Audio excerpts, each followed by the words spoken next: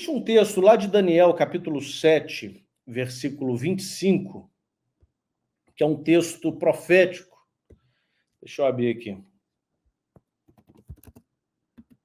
É uma profecia acerca do último império que reinaria e seria destruído. Daniel, cadê? Daniel, capítulo 7, versículo 25. Aí ele fala assim, ó, depois deles, eu vou ler o 24, depois dos 10 reis, virá outro rei que se levantará. Ele falará contra o Altíssimo. Então perceba, é um rei maldito. É um rei ímpio. É um rei que arroga para si o ser igual a Deus. E ele se opõe ao Deus Todo-Poderoso. Ele falará contra o Altíssimo. Oprimirá os seus santos. Ou seja, oprimirá os santos de Deus. Oprimirá os servos de Deus. E tentará mudar os tempos e as leis. Baseado nesse versículo, o pastor Rodrigo Silva, ele diz que, primeiro ele presume algo aqui, que mudar tempos e leis é mudar o calendário e mudar os 10 mandamentos. Isso é debatível, tá? Isso é passível de debate. Mudar tempos e leis é necessariamente mudar o calendário e mudar os 10 mandamentos. Mas supondo que isso seja verdade, que se levantará um rei ímpio, que se levantará contra Deus, que se oporá a Deus, que oprimirá o povo de Deus e vai mudar o calendário e os 10 mandamentos, ele faz essa aplicação a quem? A Igreja Católica. A Igreja Católica. Ele diz que a Igreja Católica, esse reinado ímpio e maldito que se levanta contra Deus, que muda calendários e muda as leis. O vídeo que eu vou mostrar para vocês, então, foca nessas duas coisas: a mudança de calendário e a mudança de lei. Me perguntaram assim, professor, você vai falar da mudança de calendário também ou só da mudança da lei? Eu vou falar só da mudança da lei, porque eu não tenho tempo. Aqui, a gente já está em quanto tempo? 20 minutos de live, eu nem comecei ainda. Eu não tenho tempo de falar dos dois assuntos, mas se vocês quiserem que eu fale também da mudança de calendário, você me avisa. Se vocês quiserem que eu fale também da mudança de calendário, vocês comentem aqui embaixo. Sei lá, fale sobre a mudança de calendário também. Então, se eu perceber que é um tema relevante, eu faço uma outra live, eu gravo outro dia, sem problema nenhum. Sem problema nenhum.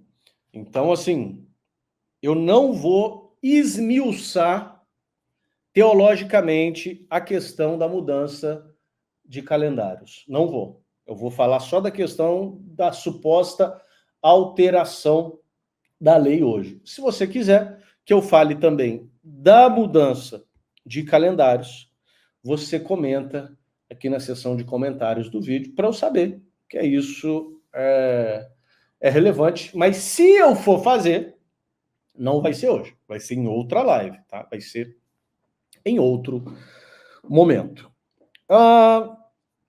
O que eu posso falar sobre o pastor Rodrigo Silva? Muito pouco. Eu não o conheço. Não conheço, nunca o vi pessoalmente, ele nem sabe que eu existo. Ele é um fenômeno da internet, um fenômeno, quando ele vai num podcast, o podcast que ele participa dá 3 milhões de views, 4 milhões de views. Ele já foi no programa do Jô Soares. Ele é talvez o pastor adventista hoje mais conhecido do Brasil. Dentre os pastores adventistas, eu acredito que ele é o principal.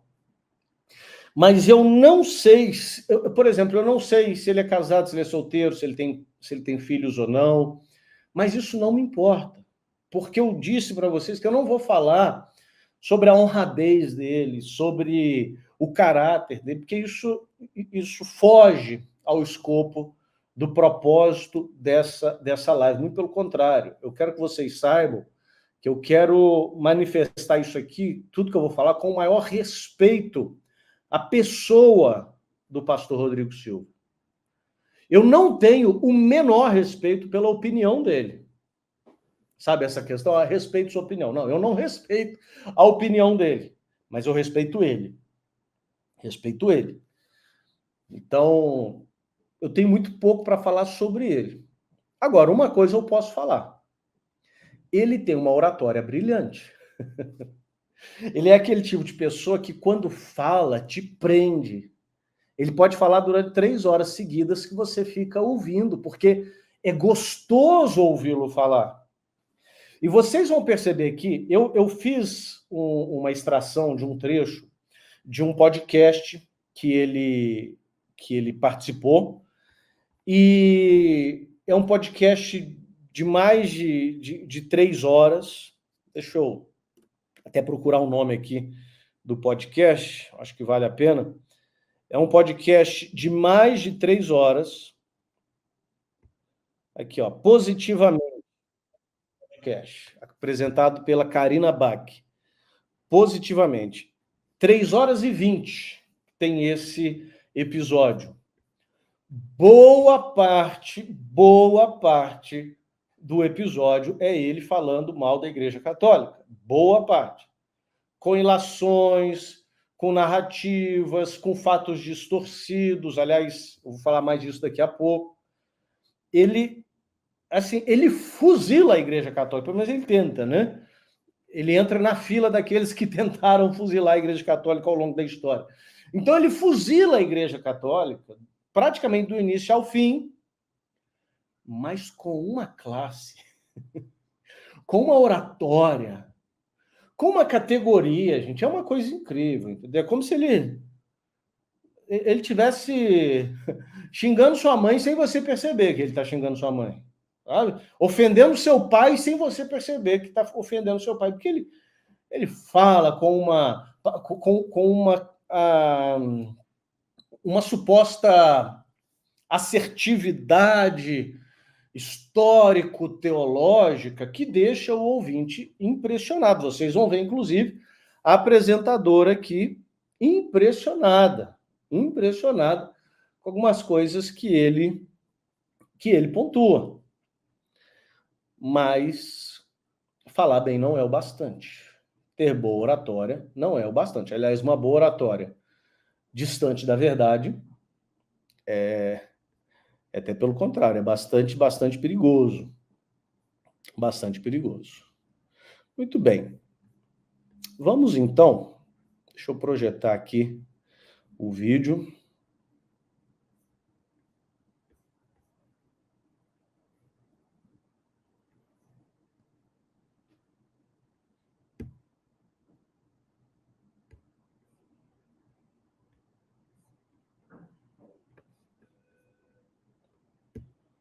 E nessas mudanças que a igreja fez, aí foi, depois de Constantino veio um monte de mudanças.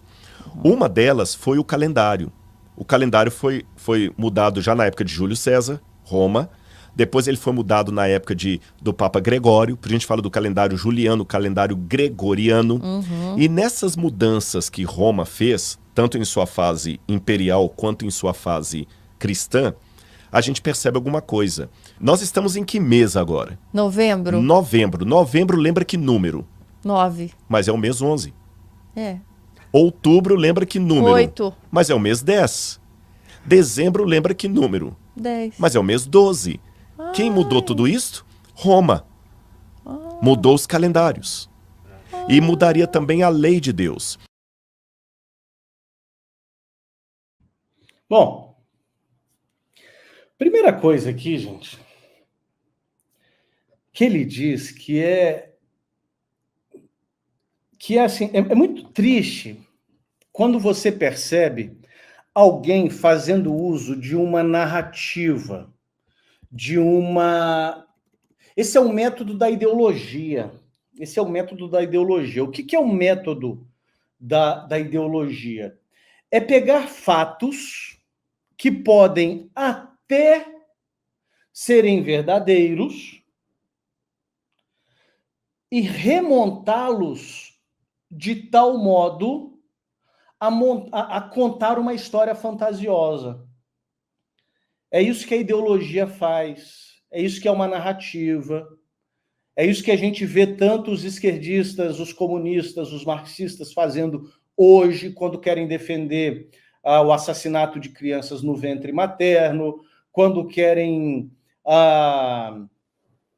defender ideologia de gênero. Ou seja, eles pegam algumas coisas que são fatos e recontam a história de maneira fantasiosa. Eu não estou dizendo que o pastor Rodrigo Silva é esquerdista, nada disso. Eu estou dizendo que ele usa o método dos ideólogos. Por que ele usa o método dos ideólogos? Porque ele pega algumas coisas que são fatos e reconta uma história fantasiosa misturando com ficção. Deixa eu dar um exemplo aqui em relação aos calendários. Eu falei que eu não ia aprofundar, e não vou mesmo, mas só para você entender o que eu quero dizer. Primeiro, a profecia de Daniel de que se mudaria os calendários está se falando do calendário hebreu, do Antigo Testamento. O calendário judeu, supondo-se que esteja falando de calendário. Se eu for fazer uma live sobre calendário, vocês vão entender melhor. Mas se é sobre calendário, é sobre o calendário hebreu do Antigo Testamento. Tá? Então, primeira coisa é essa. O calendário hebreu era um calendário que variava. Tinha ano que tinha 12 meses, tinha ano que tinha 13 meses. A gente vê muito, por exemplo, lá em Neemias, capítulo 1, Neemias diz que começou a orar no mês de Quisleu, né? Quisleu era um mês do calendário hebreu. Então ele pega essa mudança de calendários, ignorando o que se fala do calendário, da mudança do calendário hebreu. Aí ele diz: depois de Constantino, começou-se a mudar tudo, por exemplo, o calendário. Aí a gente já vê um ato fantasioso aqui. Aí ele diz: setembro lembra o quê? 7, mas é o mês 9. Outubro lembra o quê? 8, mas é o mês 10. Novembro lembra o quê? 9, mas é o mês 11. Dezembro lembra o quê? 10, mas é o mês 12. Isso é verdade? É verdade. Olha o que eu falei, pega fatos e cria uma história fantasiosa. É verdade? É verdade. Mas quem mudou isso? Quem mudou isso foi Júlio César. No ano 45 antes de Cristo.